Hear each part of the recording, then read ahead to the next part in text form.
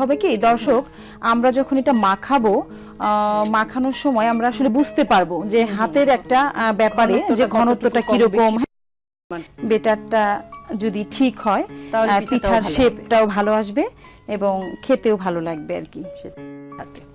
একটু ভালো করে মেখে নিচ্ছি যাতে কোনো ময়দার দানা না থাকে, খেতে মজা লাগবে। তার মানে গোলাটা হয়ে মোটামুটি হয়ে গেছে। যেহেতু আমার বেটারটা রেডি, তো এটা একটু রেস্ট নিবে আর কি এখন। মানে 10 মিনিট যদি এটা আমি রেখে দিই তাহলে একটু ভালো হয় আর কি। এই ফাঁকে আমরা যেটা সময়টাকে কাজে লাগানোর জন্য আমরা এখন এটাকে চিনির শিরাটা করে রাখবো। আচ্ছা, শিরাটা রেডি করে শিরাটা রেডি করে ফেলবো আর কি। এখানে আমি 2 কাপ পরিমাণ পানি দিব। আচ্ছা, এটা মেপেই, মেপেই দিচ্ছি। 2 কাপ পরিমাণ পানি দিচ্ছি আমরা। ঠিক আছে,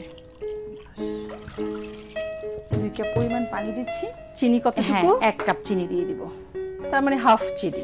2 কাপ পানি 1 কাপ চিনি। দিয়ে দিচ্ছি শিরাটা, তাহলে ঘনত্বটা বোঝা যাবে। শিরার ঘন হওয়ার ক্ষেত্রে আমার মনে হয় যে সব ব্যাপারই এই জিনিসটা মেইনটেইন করা হয় যে 2 কাপ পানি 1 কাপ চিনি। এটা কিন্তু দর্শক সহজ হিসাব, আধা আধি। আর যেটা করতে হবে, আমি 2টো এলাচ দিয়ে দিচ্ছি এখানে। ফ্লেভারটা এলাচ দিয়ে দিচ্ছি, শিরাটার একটা সুঘ্রাণ হবে। ঠিক আছে, এটা হতে হতে আমি হেল্প করতে পারি, আপনি চাইলে। তার মানে আপু আমাদের তেল লাগছে, আপনি চুলাটা ধরিয়ে দিন, আমি তেল দিচ্ছি। যেটা না হলে আমার কোনো কাজ। কতটুকু লাগবে আমাকে বলুন। যেহেতু এখানে আমি ঘি দিব একটু। আচ্ছা, আর পিঠাটা তো বোধহয় ডুবো তেলেই ভাজতে হবে। আমরা মালপোয়াটা জানি ডুবো তেলেই ভাজতে হয়। আপু এখন আমি ঘিটা দিয়ে দিচ্ছি। আচ্ছা, এবার একটু কমিয়ে দিচ্ছি আর কি।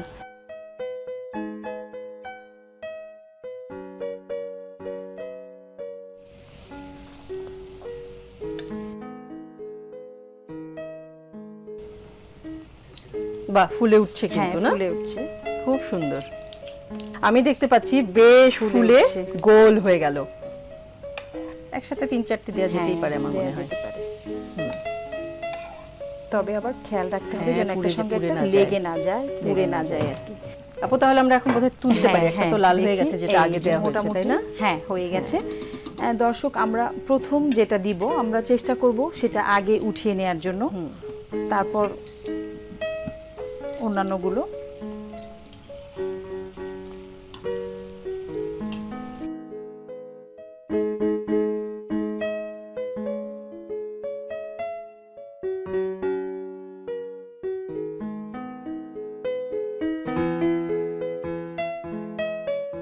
আমার এদিকে আমার শিরাটার কি অবস্থা? মোটামুটি আমার ঘন হয়ে গেছে। অফ করে দিচ্ছি। এখন যেগুলো আমার হয়েছে আমি ডুবিয়ে দিচ্ছি, তাহলে শিরাটা ঢুকবে আর কি ভেতরে। দর্শকদেরকে বলছি যে আপনারা যদি আমি যেভাবে করলাম যদি এভাবে করেন, আঁচটা নিভিয়ে দিতে পারি, তাহলে নিঃসন্দেহে ভালো লাগবে এবং বাচ্চা থেকে শুরু করে পরিবারের সবাই খুব এনজয় করবে। একটা জিনিস ভালো লাগবে না কেন?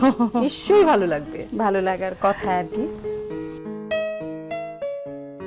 আপু আমাদের পিঠা কিন্তু ভিজে গেছে শিরায়, একদম ঠিকঠাক। আমার মনে হয় এখন আমরা সার্ভ করতে পারি। লাস্ট পাবো যেটা সেটাই। আচ্ছা, এমনিতেই মোটামুটি কালার সুন্দর চলে এসছে আর কি, সুন্দর ভালো লাগছে, সফট বোঝা যাচ্ছে। এবার আমি আস্তে আস্তে করে উঠিয়ে নিচ্ছি আর কি। কি যে সুন্দর লাগছে দেখতে, খেতেও মানে অবশ্যই ভালো লাগবে হবে। দর্শক, এবার আমরা মালাই যে করে রেখেছিলাম সেটা দিয়ে দিচ্ছি, মানে হচ্ছে মালাই সেটা আর কি, মালপোয়া। এই হচ্ছে নামের সার্থকতা হলো।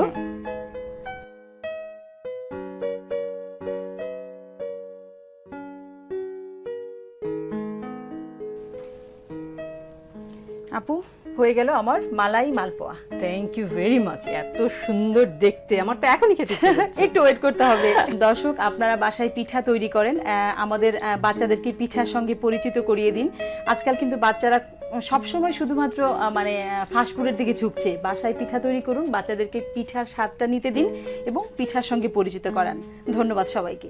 আপু ধন্যবাদ আপনাকে, ধন্যবাদ বাংলাভিশনকে। সুপ্রিয় দর্শক, কাকুলি আপা আমাদের জন্য কি স্বাদের মালাই মালপোয়া তৈরি করে দেখালো। এই স্বাদের পিঠার স্বাদ তো আমাদেরকে নিতেই হবে, বাড়িতে তৈরি করে খেতে হবে। আর যদি তৈরি করে খেতে হয় তাহলে কি করতে হবে?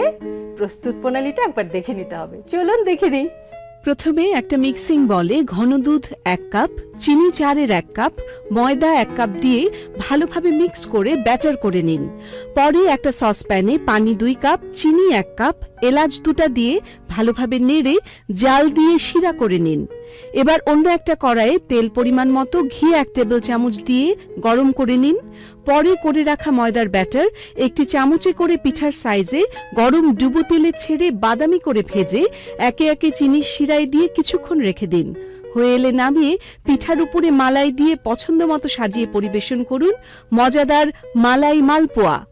সুপ্রিয় দর্শক, বিরতির সময় হলো, নিয়ে নিচ্ছি ছোট্ট একটি বিরতি। কোথাও যাবেন না, বিরতির পর ফিরে আসছি একজন তারকাকে সঙ্গে নিয়ে। ততক্ষণ পর্যন্ত আমাদের সঙ্গে থাকুন।